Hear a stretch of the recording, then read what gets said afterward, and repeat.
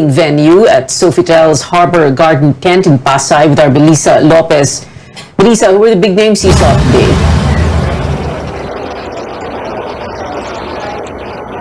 Today was a jam-packed day for as veteran politicians and first-timers who are all gunning for national posts in 2022. Wednesday was a busy day for the COMELEC in receiving more certificates of candidacy from aspirants in the 2022 general elections. The morning saw back-to-back filing for the presidential race from former Senator Bongbong Marcos and Senator Ping Lacson. The son of the late strongman Ferdinand Marcos came with his family a little past 11 in the morning.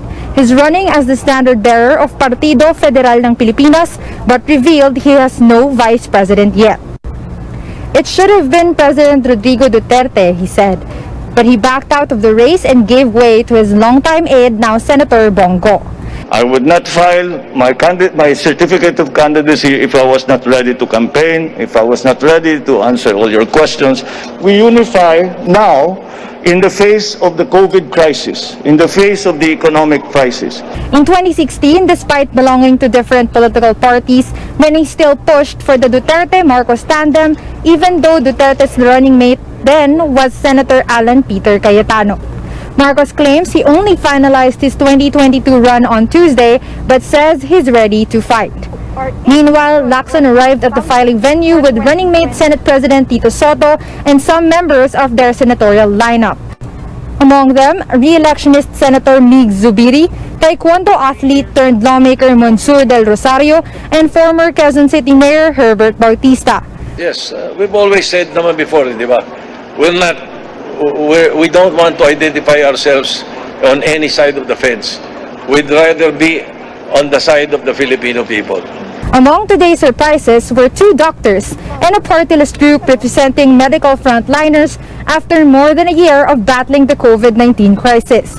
Lawyer Dr. Leo Olarte, former president of the Philippine Medical Association, and ophthalmologist Mingita Padilla, a longtime government advisor, both said they want to land a spot in the Senate amid extreme dissatisfaction about the country's pandemic response. Logical that the final solution for this pandemic COVID-19 Delta variant will come from the qualified medical experts. Mahigit 3 dekada na akong nagsisilbi sa taong bayan bilang doktor sa pribadong sektor.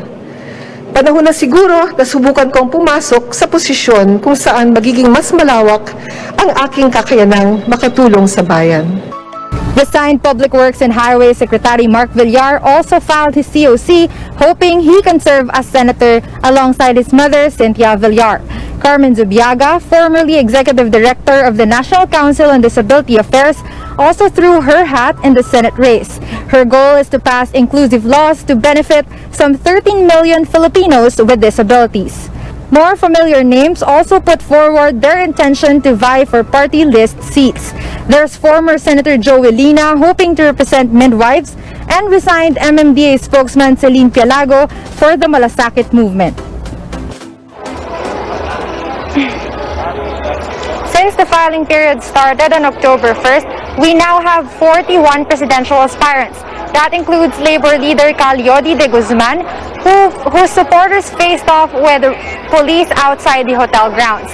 He vows to end contractual arrangements for employment if elected. We now have 9 vice presidential aspirants, 63 per senator, and 124 party list groups who want a seat in Congress. Back to you.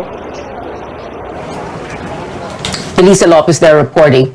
Now, just as Bongbong Marcos was filing his COC in Pasay City this morning, members of the media covering the event and even COMELEC officials received notifications or emergency alerts calling for support for the former senator.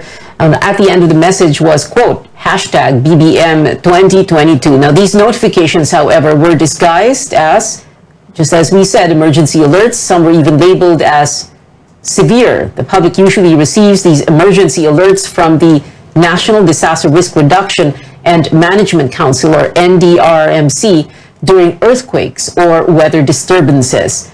The Bayan Muna Party List Group wants an investigation into how Marcos's campaign was, they say, able to, quote, hijack the emergency alerts frequency of government agencies.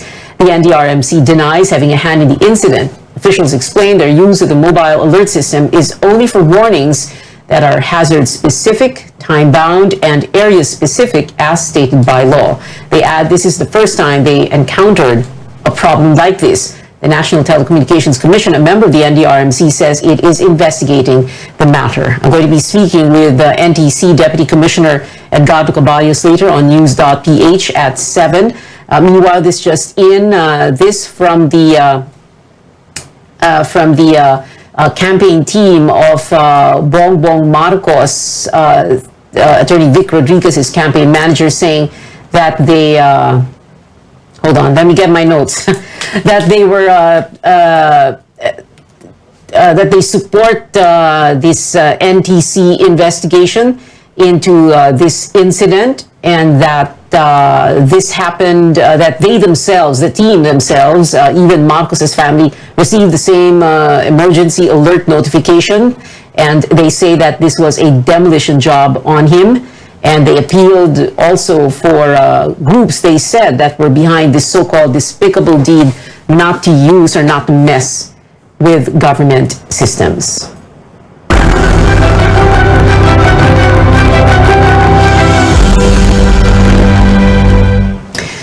7 months into the country's COVID-19 vaccination drive, 22 million, or over 20% of the population, have been fully inoculated, while 25 million are waiting for their second dose. Some experts now raise the need for booster shots as studies on waning efficacy surface, including Pfizer's vaccine, which makes up 19% of the country's supply. Carolyn Bonkin has that story.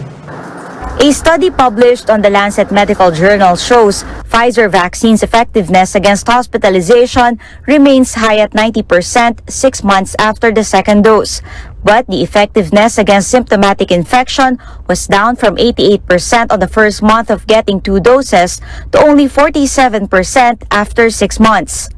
Pwede kang mahawaan, pwede kang magka-COVID, pero yung risk mo of getting the severe and becoming hospitalized is less compared to getting the infection. With or without variants of concern like Delta, researchers found the vaccine's effectiveness really wane over time, just like the flu vaccine that needs to be given annually. Worry ko are the immunocompromised, the elderly, and those comorbidities, because we've seen a lot of this na in our patients na even they are vaccinated, mataas pa rin ang chance mo na you can get the infection and develop the severe infection. Recent reports also show waning efficacy of other vaccine brands. In August, a study published in The Lancet says Sinovac vaccine retains at least 70% effectiveness against alpha and beta variants, but its efficacy was down to 48% against Delta 6 months from the second dose. Though not yet peer-reviewed, UK-based Zoe COVID-19 study shows protection from both Pfizer and AstraZeneca vaccines declining on the 4 to 6 month. Without booster shots, an infectious diseases expert warns of more breakthrough infections later this year or early next year. Pag tumataas ang breakthrough infections, baka back to zero tayo. On Wednesday, Vaccine czar Carlito Galvez hinted on giving booster shots before the year ends. The study on mixing and matching vaccines has yet to start. But for the test, experts agreed to give Sinovac as an initial dose while checking its compatibility with other brands for the second dose and booster shot. Using Sinovac as the base, because this has been the one that has been initially given to a big number of Filipinos, and also because we do not have that much studies related to Sinovac. By end of September, the Food and Drug Administration confirmed almost 1,600 vaccinated individuals still had COVID-19. While many are asymptomatic, 128 died and majority did not complete their vaccination. Still, doctors on the ground are saying there could be more breakthrough infections that have not yet been reported. Carolyn Bonkin, CNN Philippines. In the United States, Johnson & Johnson asks the Food and Drug Administration to authorize its booster shot. The company submitted data showing a second dose increases immunity to 94% when given 2 months after the first shot. Immunity improves 12-fold when given at 6 months. But the firm says protection remains stable over time, leaving it to officials to decide who should get the vaccine and when. The FDA will meet next week on Johnson & Johnson and Moderna's requests, which applied earlier. AstraZeneca also seeks regulatory approval for an antibody therapy. The British-Swedish drug maker says the treatment prevents symptomatic COVID-19, particularly among those who don't get an immune response from vaccines. The drug reduced the risk of symptoms by 77% based on trials, but more data is expected later this year. AstraZeneca is still discussing supply agreements with governments globally.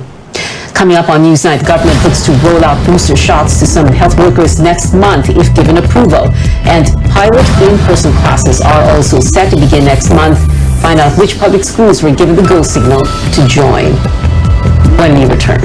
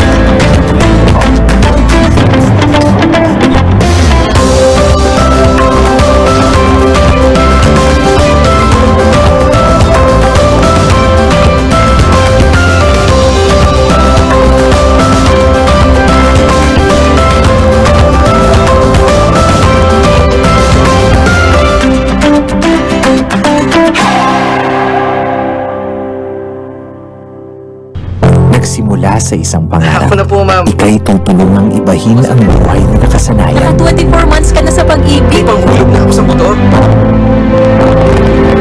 Uy, bagong motor! Gagawa ng hakbang para mapaghandaan ang forever. At harapin ang bukas na may maaasahan. Simulan mo na ang forever mo ngayon. Fund your forever with Pag-ibig Fund. Register today. San Miguel Flavor Beer! Game! Magmahal sa kaaway, mas matamis ang buhay. Make life sweet with San Miguel Flavor Beer with the deliciously refreshing flavors of apple, lychee, and lemon with just the right beer buzz. Bili na sa sukong tindahan.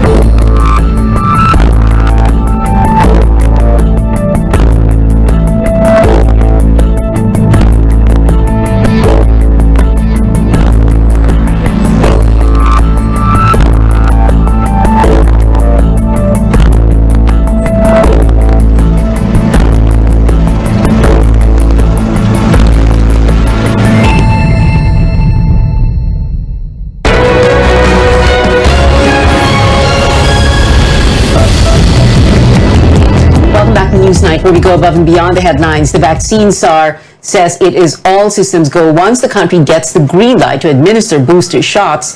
And despite the steady shipments expected to arrive, Tristan Ladalo tells us the government is revising its year-end vaccination target. Vaccine czar Carlito Galvez says over 1 million healthcare workers who were vaccinated against COVID-19 in March and April are set to receive their third dose. The supply for these additional doses is now ready, but the go signal lies with the health department and the recommendation of the World Health Organization. Based on our readings, kailangan talaga magkaroon po tayo ng third dose na ginagawa ng ating mga ibang bansa ngayon. Pagka once na nagkaroon na ng approval sa WHO at saka DOH na pwede na natin bakunahan ang ating healthcare workers ng third dose, meron na po tayo nakalaan. Galvez adds that once there is approval, the rollout for the third dose will begin in November. The latest will be in January 2022. At least 15 million doses of COVID-19 vaccines are expected to arrive this month. Despite the seemingly steady vaccine supply, the government cuts to half its target of fully vaccinated individuals by year-end.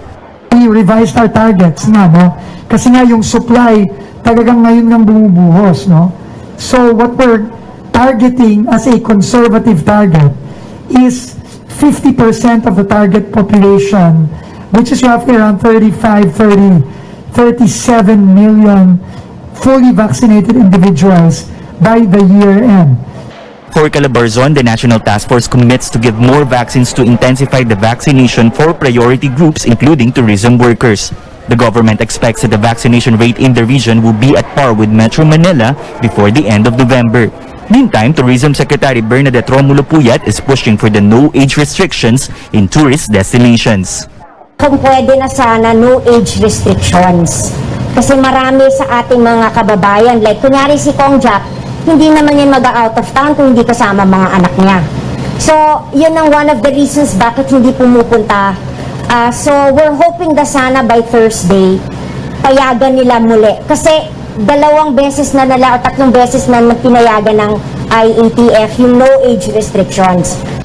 And ahead of the Christmas season, the IATF also eyes shorter quarantine for returning overseas Filipino workers from 14 days to 7 days. Tristan Odalo, CNN Philippines. Some students in the Visayas and Mindanao will be back in physical classrooms next month as the pilot implementation of face-to-face classes begins. As AC Nichols reports, 59 public schools there so far have been allowed to participate. November 15 marks the beginning of the school year's second quarter. The Education Department has decided it will also be the first day of the planned pilot run for in-person classes. In a Senate Basic Education panel hearing, the DepEd said the pilot will run until end of January next year.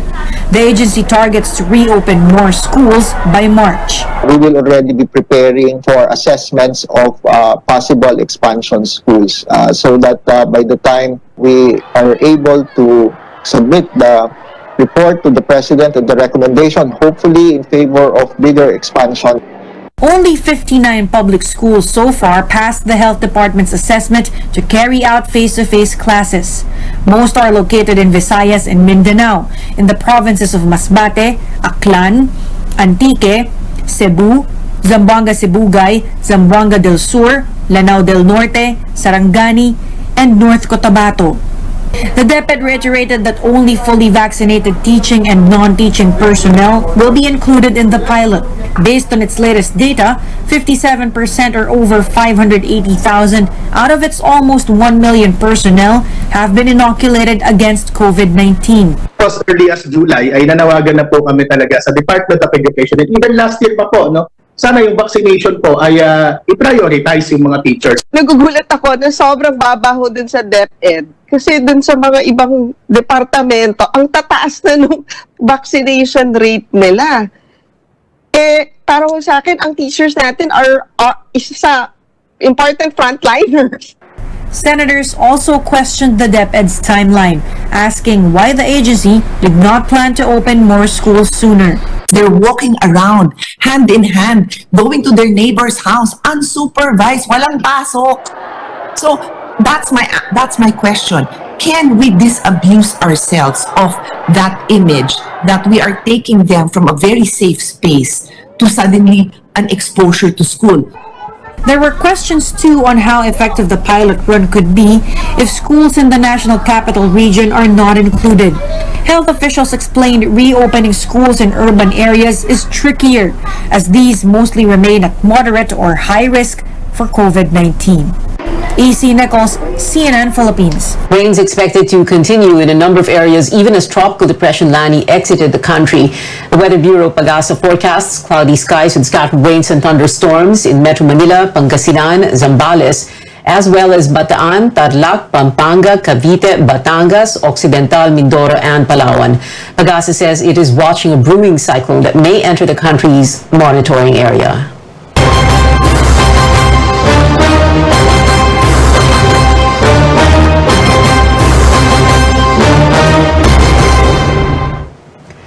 Only 2 days left for the filing of certificates of candidacy, but the list of bets will not be final until after November 15th. Now that's because of the substitution option, the tactic used by then Davao City Mayor Rodrigo Duterte en route to the presidency in 2016. Our Melissa Lopez breaks down what happens in that scenario.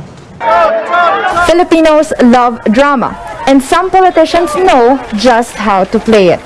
Existing election rules allow last-minute political aspirants to join the race through substitution, which was how then Davao City Mayor Rodrigo Duterte became one of the presidential candidates in 2016. But the political analyst thinks a similar maneuver might not work this time. I'm not also sure whether people will still buy it because it's no longer fresh. Comelec says there are two types of substitution. Voluntary, where an aspirant gives way to a fellow party member aiming for the post. There's a November 15 deadline, so names on the ballot will only be finalized after that.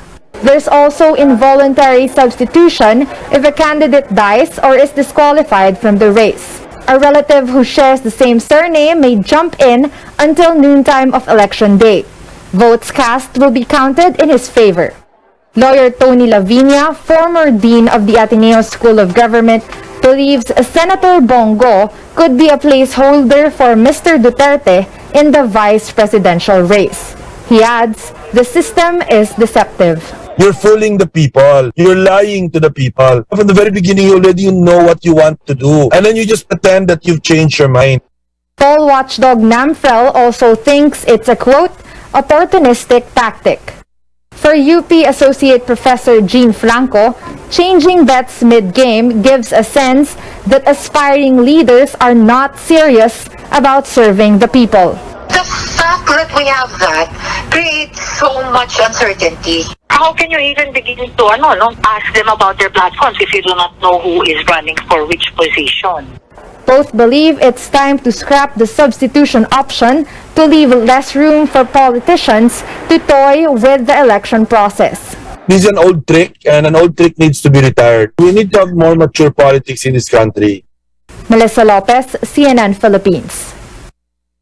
Here's a quick look at the latest aspirants to formalize their bids for local government posts.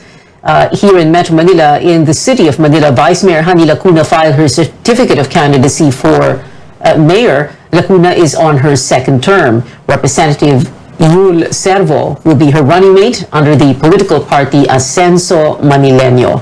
In Pasig City, actress Angelou De Leon filed her COC for councilor. She's running under the slate of Mayor Vico Soto, who is seeking re-election. The Abalos family aims to keep the top elected posts in Mandaluyong City. Former Mandaluyong Mayor Benjamin Abalos Sr. eyes a comeback. The 86-year-old filed his certificate of candidacy for mayor. His daughter-in-law, Menji Abalos, who is incumbent mayor, signed up to run for vice mayor.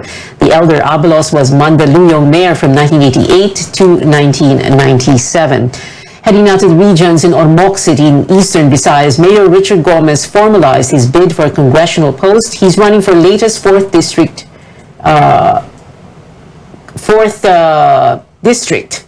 His wife, Lucy Torres Gomez, who currently holds the post, is eyeing to swap seats with him, but she has yet to file her COC. In Cabuyao City, Laguna, an aspirant turned heads during his filing by donning a costume inspired by the hit Netflix series Squid Game. City Councilor Jimbo Alcabasa is seeking re-election. Now, CNN Philippines wishes to clarify a story last night about a survey on the Duterte administration's approval ratings in select national issues. Pulse Asia conducted the poll on September 6 to 11 instead of September 1 to 6, as earlier reported. Now, still ahead, one of our own queens is joining the panel to decide the next Miss South Africa, and the Oxford English Dictionary makes way for the Korean wave in its latest update. Keep it here on CNN Philippines.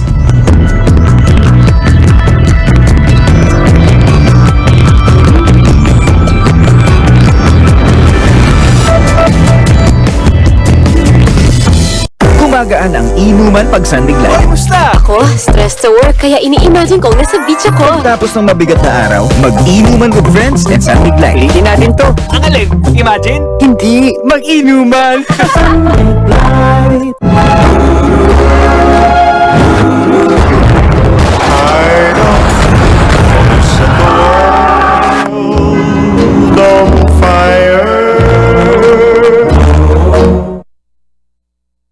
Listo at ganado ang baby ko sa vet-approved Nutri-Chunks with active boost and prebiotics na pampalisto. Made with real meat with essential nutrients to help them grow healthy and happy. Listo, ganado sa Nutri-Chunks. Beer call muna tayo. Beer call muna tayo. Kahit kailan, walang iwanan. Beer call muna tayo. Beer call muna tayo.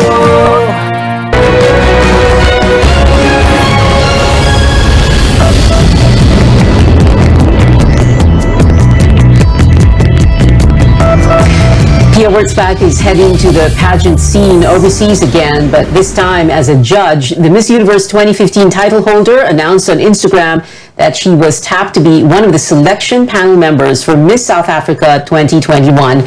Another Filipina queen will join her in the event, with Catriona Gray hosting the pre-show portion.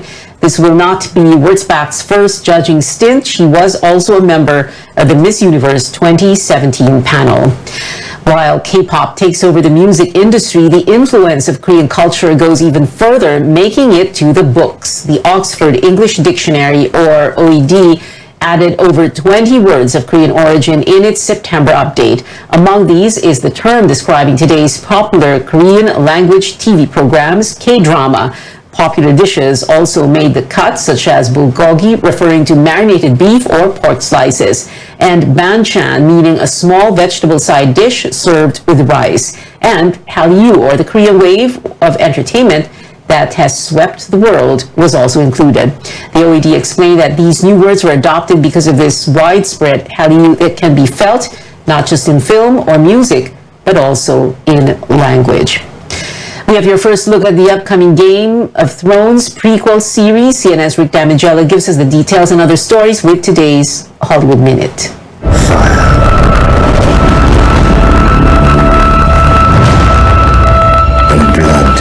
The Targaryens are coming. HBO Max released the first teaser for the upcoming Game of Thrones prequel, House of the Dragon. Expect more dark drama and fiery action when the highly anticipated series arrives in 2022.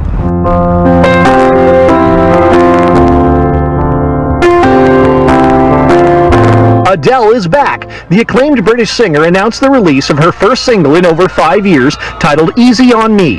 The Grammy winner teased a bit of the piano-driven track and its black and white video before its release on October 15th. Your obsession with other people's lives is pathetic. Nobody at the school would get called out for anything if it weren't for me. Simon? Jesus, he's allergic. I don't think he's breathing. Want to help? 5 students walk into detention, only 4 walk out. It's not a joke, it's the plot of the drama series One of Us is Lying, based on the best-selling YA thriller by Karen M. McManus. The first 3 episodes drop Thursday on Peacock. In Hollywood, I'm Rick Damigella.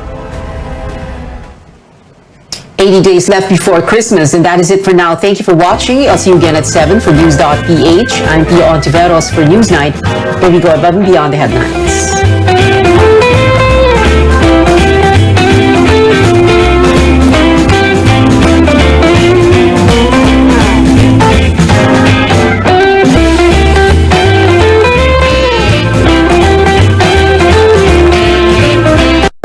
This program is brought to you by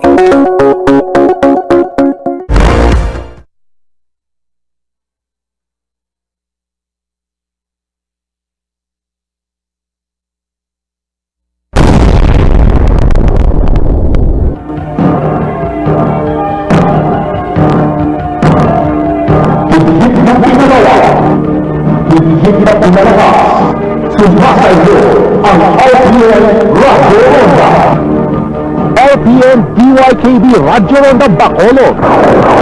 RPN branches nationwide. Patungo sa paglilingkod sa sambayanang Pilipino.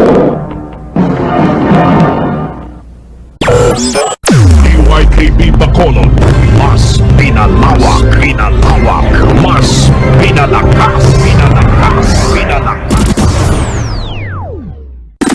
YKB Radio Ronda!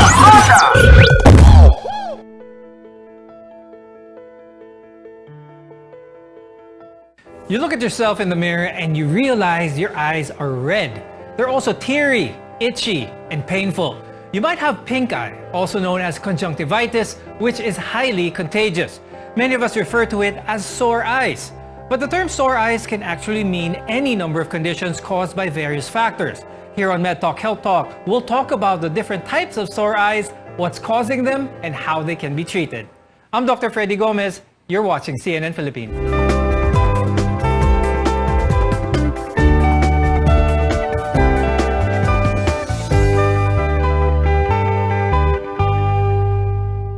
Whether it's an infection like conjunctivitis or eye strain from too much screen time, almost everyone has experienced sore eyes at some point.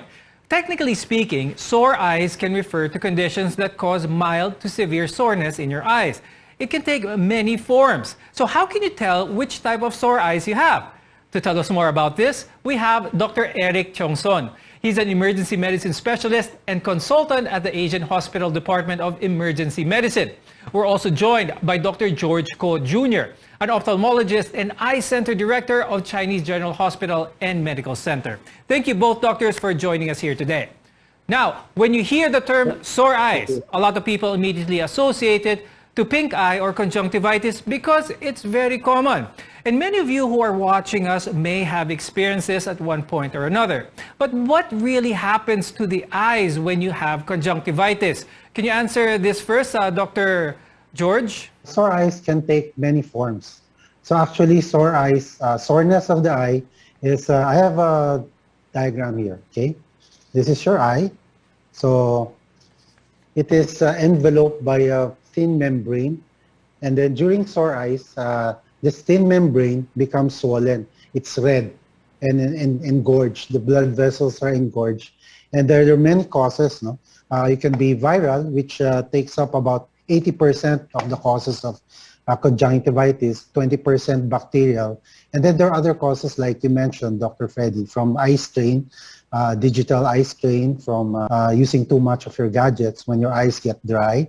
And then there's also allergic conjunctivitis and irritating conjunctivitis from smoke, from dust. Okay, so ang mas common talaga, Dr. George, viral type of conjunctivitis rather than bacteria. Let's remind our viewers, Doctor, kung ano bang difference ng virus at ng bacteria?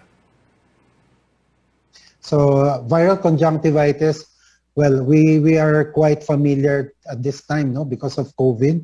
It's a viral infection, so it's an infection from, actually, it's not an organism, but it's a RNA particle. And there are also viruses that cause a lot of redness, such as adenovirus during the flu season, the influenza.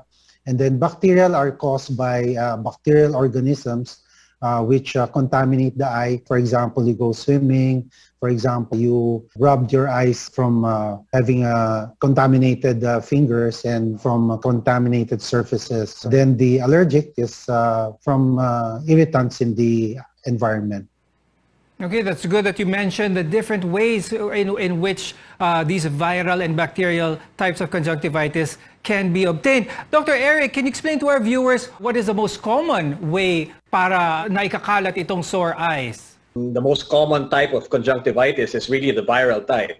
And as we know right now, as we're dealing with the pandemic, a virus is caused through droplets. So a lot of times, the same way COVID is spread, viral conjunctivitis is spreading the same way. Nowadays, to tell you honestly, in the emergency room, we have seen a dip in the cases of conjunctivitis. Maybe it coincides with the fact that we've been preaching hand hygiene a lot. Viral infection is really spread through airborne particles, and whenever you cough, sneeze, touch something, and then touch your eyes, that's how you get these kind of organisms.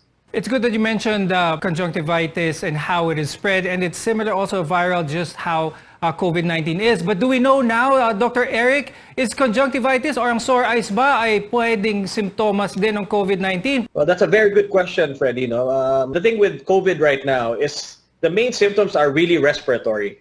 So if you see a patient purely with complaints pertaining only to the eye, without the respiratory symptoms, without the cough, colds, and fever that comes with COVID infections, then it's the risk of having COVID-19 illness is really high. If you have those illnesses with the conjunctivitis. But if a patient comes in with just purely a pink eye or redness in the eye, itchiness in the eye, without the respiratory symptoms, in all likelihood, this is just purely conjunctivitis, either viral or bacterial. Okay, very good. Now, the good news is pink eye, more often than not, is rarely serious if treated early. Dr. Ko, what is the proper treatment for conjunctivitis? The sore eyes, which is viral, usually you just wait it out.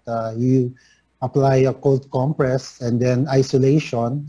Hygiene, of course, like Dr. Eric said, you have to be very clean. Make sure you do not contaminate other surfaces or other materials that may come in contact with other people. For bacterial, we can use antibiotics, topical or oral treatment if needed. But both is best seen by an ophthalmologist or specialist so that they can determine which is which and what kind of treatment is best. Ultimately, practicing good hygiene is the secret to preventing pink eye from spreading. Dr. Eric, what are some of the good hygiene habits to help prevent pink eye that you can advise our viewers?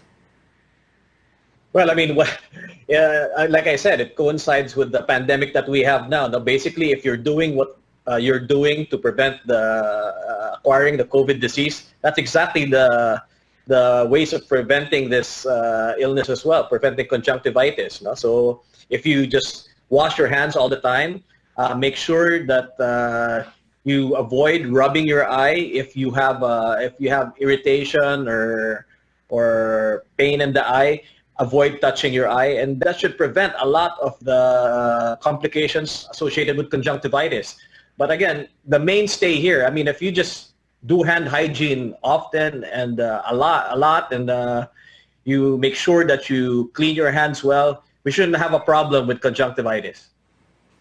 And your eyes can also get strained or sore due to overexposure to screens. This is happening a lot these days, especially with our work from home setup. When you're staring at your computer screens all day or your gadgets, or many even spend hours texting away on their phones. We'll discuss this after a short break. We're your connection to healthcare here on MedTalk Health Talk. Stay with us.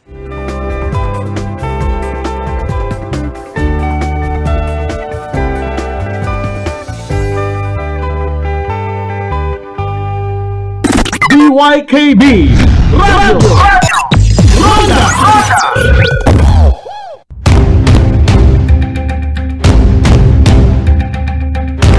Bantayan, sumugod Oktubre 11, tuig 2021, ang Rondahanay Saga. Las 4, tunog na 5 sa kagahon, Rondahanay Saga, ubod kay Ronda Butch Gaspar Jr. diri sa RPN, DYKB Radio Ronda, Bacolod, Serbisyo garantisado.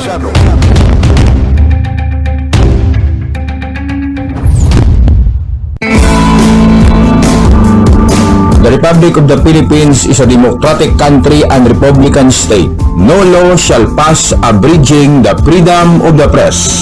Ini nga programa amo ang Pedofile. Pedofile, isa ka programa nga madala sa balita, impormasyon, lokal kag subong nasyonal. Kag iban man nga mga update nga nagasablag sa imong syudad. Kay ikaw nagapati nga ang impormasyon kag balita, isa ka importante sa imong syudad nga ginagihuan. Ini nga programa amo ang Pedofile. Upod sa inyo alagad, Romel Pido.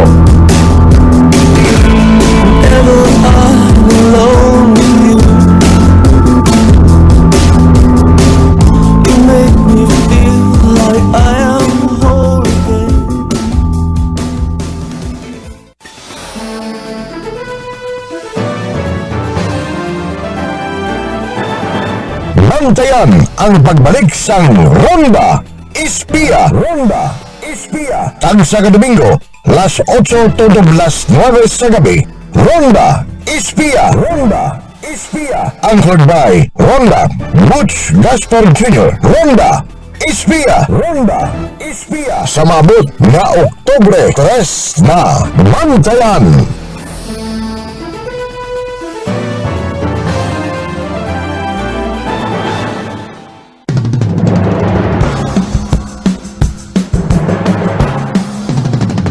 Tingog sang banwa, ang banwa amo ang makabulusga. Tingog sang banwa, ang iyo angkurman Marlon M. Cedillo. Kung angkurman Igar Kadagat. Tingog sang banwa. Alas 3 tugtog, alas 4 sang hapon sa kada Sabado. Tingog sang banwa. Diri lang sa DYKB RPN 41004 kHz.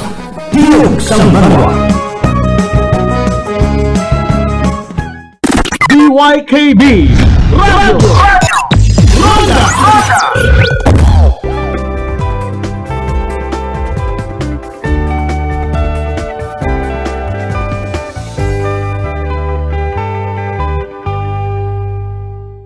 I'm Dr. Freddy Gomez. Welcome back to MedTalk Health Talk, where your health comes first. Itchy red eyes don't always mean you have pink eye or conjunctivitis. There's also a condition known as digital eye strain or computer eye strain, and this can cause vision as well as eye problems. We'll discuss why this happens and how best to treat it. If you spend too long staring at a screen, more often than not, you'll start to notice dry or your eyes becoming very red, maybe even blurred vision. Dr. George, why does this happen kapag matagal na nakatingin sa screen ng mga tao? Primarily, at this time, the reason why we get this irritation because we do not blink too much, we stare too long, and then the positioning, the light source from the computer screen might be too bright. It causes strain. And then there's this, what we call the blue light effect. There's a very minimal blue light that comes from our screens, and they cause quite eye strain also, or we say eye fatigue. So there's fatigue when you're looking too long at a certain screen. Now, Dr. Eric, a lot of people who have this eye strain while staring at their screens, but what type of symptoms should they be wary about that may require more professional care or a visit to the emergency room? Well, in the beginning, of course, all these things, when you have discomfort in the eye, a little bit of redness in the eye, they all overlap. No, it could be a strain, it could be conjunctivitis, beginning conjunctivitis. But the key here is after, I guess, with eye strain, after you've rested for a while, when you wake up after a nap or after you've rested, you should feel okay. But if it persists, and of course, if, like Dr. George said a while ago, if there's some discharge which could indicate a bacterial infection, it may be time to visit us at the emergency room. Yes, that's right. So, but for any symptom or any treatment, always consult your emergency room specialist or your ophthalmologist, especially when it comes to your eyes. Now, it isn't just the long hours of screen time that causes eye strain. There are other factors that could be making your vision worse. Dr. Ko, what causes digital eye strain other than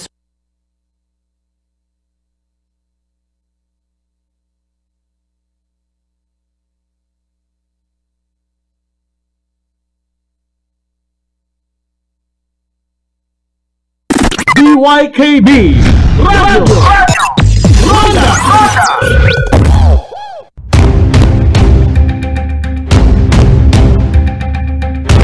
Bantayan, sumugod Oktubre 11, tuig 2021, ang Rondahanay Saga. Las 4 tunog na 5 sa kagahon, Rondahanay Saga, ubod kay Ronda Butch Gaspar Jr. diri sa RPN DYKB Radio Ronda Bacolod. Serbisyo garantisado.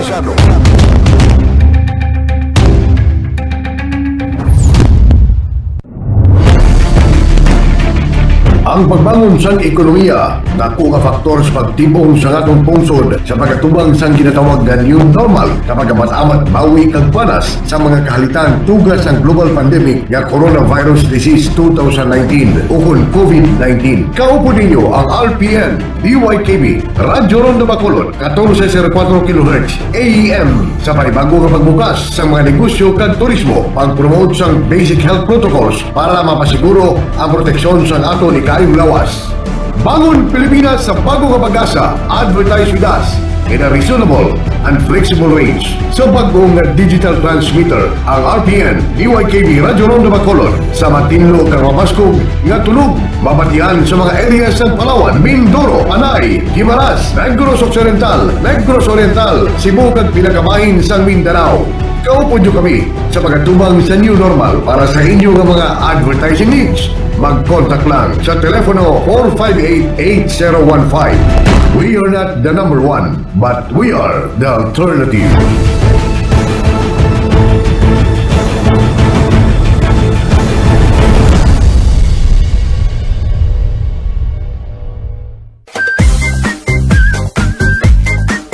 Bantayan tagsa ka Domingo, las 7 tungtong las 9 saga, ang Kapihan sa Radyo Ronda. Melting pot sa mga isyo, kag melting pot sa mga balita. Kapihan sa Radyo Ronda. Upod kay Ray Carmona, kag sa mga pinili nga mga invited guests. Kapihan sa Radyo Ronda. Public interest.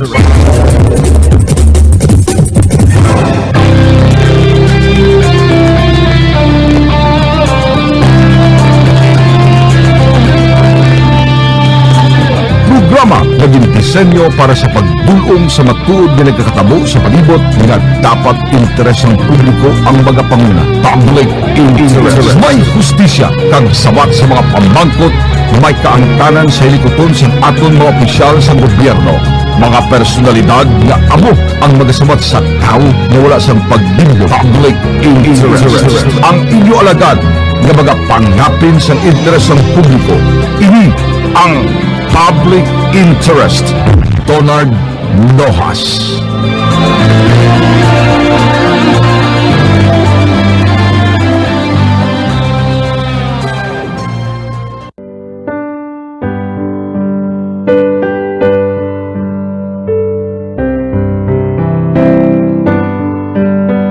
Binhi sang kabuhi, tulong sang Dios nga makahatag sang kasanag sa atong pagkabuhi espirituano.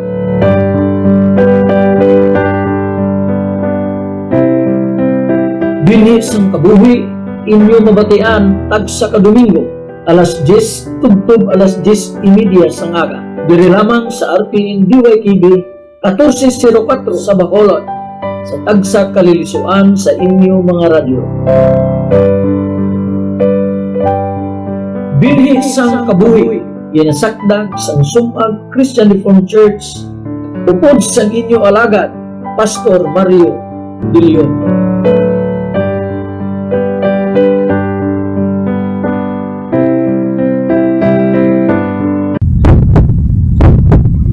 Nagpamati diri sa RPN DYKB ang palatuntunan Pulso sang Banwa. Pulso sang Banwa, alas 6 tugtog alas 7 ang takna sang aga, Lunes tugtog Biyernes. Upod sa inyo alagad, Larry Concepcion.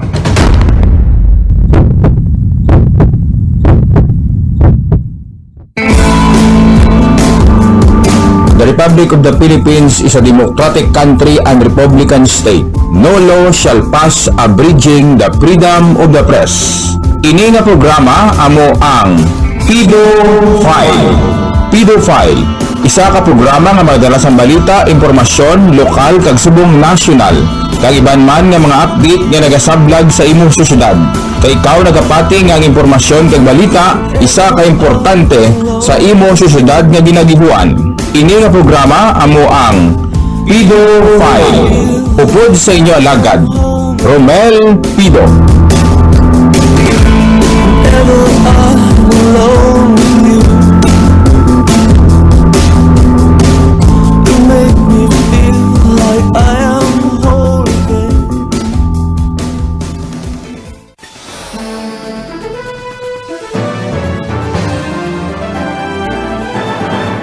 Bantayan ang pagbalik sang Ronda Espiya. Ronda Espiya. Tagsa ka Domingo, las 8 tugtog las 9 sa gabi. Ronda Espiya. Ronda Espiya. Anchored by Ronda Butch Gaspar Jr. Ronda Espiya. Ronda Espiya. Sa mabot na Oktubre 3 na Bantayan.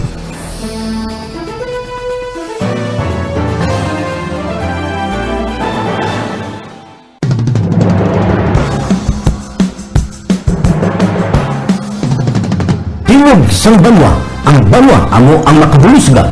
Tingog sang Banwa, ang iyo angkurman Marlon M. Cedillo. Kung Anchorman, Edgar Kadagat, Tingog sang Banwa. Alas 3 tubtob, alas 4 sang hapon sa kada Sabado. Tingog sang Banwa. Diri lang sa DYKB RPN 1404 kHz. Tingog sang Banwa.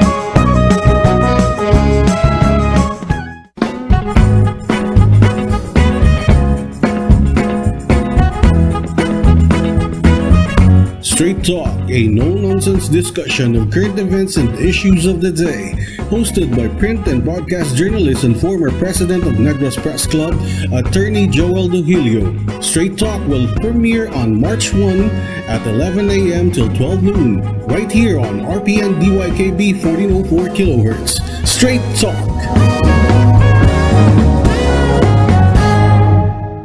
DYKB Radio.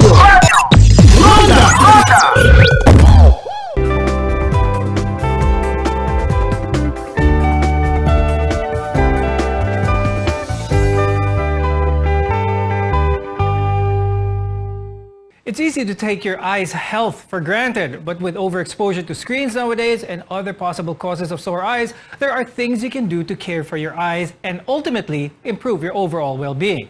I'm Dr. Freddy Gomez. You're watching MedTalk Health Talk on CNN Philippines. Our eyes are very delicate and complex, and nutrition plays a key role in keeping them healthy. For example, many say carrots are a good source for eye health. Now, Dr. Eric, what types of food can you recommend to our viewers that can help improve their eye health? Vitamins like vitamin C help a lot as far as the nutrition of the eye. Zinc, I know, is a nutrient that is very important as far as the eye is concerned. You know, if you take your multivitamins every day, take your leafy vegetables, leafy green vegetables, and like you mentioned a while ago, carrots. If you eat healthy, a balanced diet, I think it'll follow that your eye will also be healthy. Very good. Now, Dr. George, on to you. What kind of tips can you give our viewers when it comes to overall eye health? Aside from vitamin C, another good vitamin that we should not forget is vitamin A and E, and the omega-3, the fatty acids, which are present in fish. Also, fruits and vegetables are also rich with vitamins that can help our eyes. And what's more important is enough rest, enough sleep. So sleeping is also important because that's the time when you can rest your eyes. And of course, adherence to the protocol of not using too much of your eye and your gadgets and taking long periods of break and rest. Okay, now I want to talk quickly about dry eyes naman, because if your eyes are dry and dehydrated, your vision can also be affected. Plus, you would be feeling very uncomfortable. Dr. George, what are some of the symptoms ng dry eyes? Okay, so dry eye is quite common nowadays because of the digital eye strain. It comes with using your gadgets too much. So dry eye is a condition wherein the tear production may not be enough, or the evaporation of your tears is quite fast, so it leaves your eye dry, leaves your eye blurry. There are some gritty sensation. Usually happens early morning when you wake up or during the time that you're using your gadgets. When you don't blink too much, then the eyes begin to strain, and sometimes, of course, it gets red. Quite common also with people, older people, and also quite common with people past menopause, hormonal changes. If you're taking anti-allergy medications, that's also quite common that you get dry eyes. Now, if you experience unusual problems that are causing pain or discomfort, such as itchiness, or your vision is affected, go see your doctor. Thank you, emergency medicine specialist Dr. Eric Chongson and our ophthalmologist Dr. George Ko Jr. We appreciate your time very much. We're here to help build a healthier future for you. I'm Dr. Freddy Gomez, and thank you for watching MedTalk Health Talk, only on CNN Philippines.